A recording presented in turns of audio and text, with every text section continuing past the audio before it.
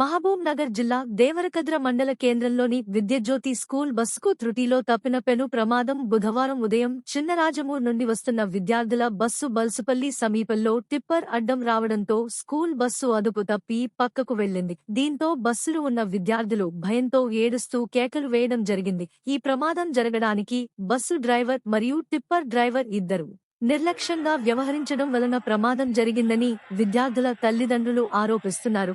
ఈ ప్రమాదానికి కారణమైన వారిపై కేసు నమోదు చేస్తామని దేవరకద్ర ఎస్ఐ నాగన్న తెలిపారు.